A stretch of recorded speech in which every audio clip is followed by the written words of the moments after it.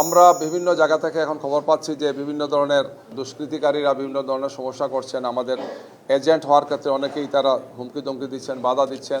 গতকালকে ভোলা 2-তে আমাদের একটা অফিসে সেখানে পুলিশের একটা টিম গিয়েছিলেন, প্রশাসনের টিম গিয়েছিলেন। কে বা কারা এগুলো বলেন, সেখানে গিয়ে অযথা কিছু হয়রানি করা হয়েছে। ঢাকা 15-তে আপনারা জানেন গতকাল রাত্রে চাদর মুড়ি দিয়ে মুখ ঢেকে, আমাদের সে ভিডিওটা আছে, আমাদের নির্বাচন অফিস যেটা আছে সেখানে তারা আগুন দিয়েছেন দুষ্কৃতিকারীরা। এই ধরনের কিছু অনাকাঙ্ক্ষিত অপ্রত্যাশিত ঘটনাগুলো ঘটছে। আমরা মনে করি যে নির্বাচন কমিশনকে আরও দায়িত্বশীল হওয়া লাগবে এবং আরও অ্যাক্টিভলি ভূমিকা পালন করা লাগবে।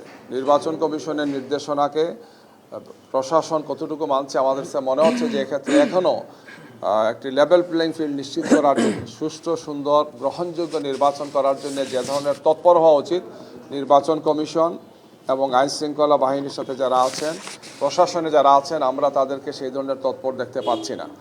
আমরা জানেন গতকালকে নির্বাচন কমিশনে গেছিলাম আমাদের 11 দলের পক্ষ থেকে। সেখানে আমরা এই কথাগুলো বলেছি যে বিশেষ করে মোবাইল যে নির্দেশনা ছিল, এটা আমরা খুবই জনগণের উদ্বেগের কারণে আমরা বলেছি যে এটা প্রত্যাহার হওয়া উচিত। তারা প্রত্যাহার করেছেন, কিন্তু এরপরও আমরা আরও অনেকগুলো বিষয় বলেছি। সুনির্দিষ্টভাবে কিছু অভিযোগ আমরা করেছি যে বিভিন্ন জায়গায় প্রশাসনের দায়িত্বরত বড় উচ্চ পর্যায়ে দায়িত্বশীল ব্যক্তিদেরও কিছু কিছু ভূমিকা অত্যন্ত প্রশ্নবোধক। আমরা মনে করি এইটাই সংশোধন হওয়া উচিত এবং সঠিক ভূমিকা পালন করা উচিত প্রশাসনের। নাইলে লেভেল প্লেইং ফিল্ড হবে না, নির্বাচনটা সুষ্ঠু হবে না, গ্রহণযোগ্য হবে না এবং কোনো অবস্থায় জাতি এটা মেনে নেবে না। তো আমরা এই সমস্ত বিষয়গুলো নিয়মিত মনিটরিং করছি, আমরা আপনাদেরকে জানাবো।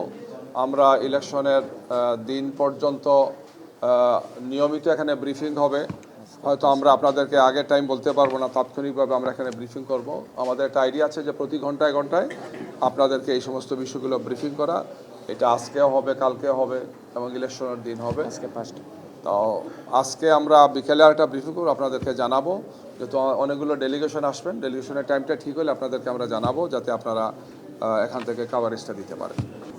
আমরা নিয়মিত পর্যবেক্ষণ করছি, যাদের ব্যাপারে আমরা বলেছি এবং এটা সুনির্দিষ্টভাবে আমরা বলেছি যে প্রশাসনের কিছু ব্যক্তি আছেন, রিটার্নিং অফিসারের দায়িত্বে আছেন, এমন কিছু ব্যক্তি আছেন যাদের যেখানে যে ভূমিকা, সেই সমস্ত বিষয়গুলো আমরা নির্বাচন কমিশনকে লিখিতভাবে দিয়েছি, মৌখিকভাবে বলেছি।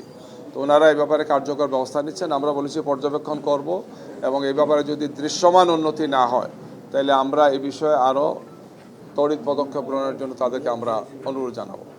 বিপুল পরিমাণে অস্ত্র সন্ত্রাসীদের হাতে আছে, লুট হওয়া অস্ত্রগুলো আছে, অবৈধ অস্ত্রগুলো আছে, লাইসেন্সবিহীন অস্ত্র আছে। বিগত সময়ে যারা দায়িত্বে ক্ষমতায় ছিলেন 15.5-16 বৎসর, তারা তাদের অনেক নেতাকর্মীকে অস্ত্র দিয়েছেন, যেটা দৃশ্যমান আমরা দেখেছি 2024-এর আগস্ট মাসে, জুলাই মাসে এই সমস্ত অস্ত্র নিয়ে তারা মানুষের উপর হামলা করেছিলেন। এগুলো উদ্ধার করার জন্য আমরা সবসময় চাপ দিয়েছি। অবৈধ অস্ত্র উদ্ধার হওয়া উচিত এবং জনমনে যাতে একটা নিশ্চয়তা আসে যে কোনো ধরনের অবৈধ অস্ত্র মানুষের উপর হামলা হবে না, যেটা শরীফ ওসমান হাদির হত্যাকাণ্ড অথবা রেজাউল করিমের হত্যাকাণ্ড, সেগুলো প্রমাণিত হয়েছে। তো এই ধারাবাহিকতা তারা করছেন। তবে কোনো অবস্থায় যাতে জনমনে আতঙ্ক তৈরি না হয়, নির্বাচনের পরিবেশ বিঘ্নিত না হয়, এমন কার্যক্রমের ক্ষেত্রে নির্বাচন কমিশন এবং সংশ্লিষ্ট প্রশাসনে যারা আছেন তাদের দায়িত্বশীল ভূমিকা পালন করা উচিত আমরা মনে করি।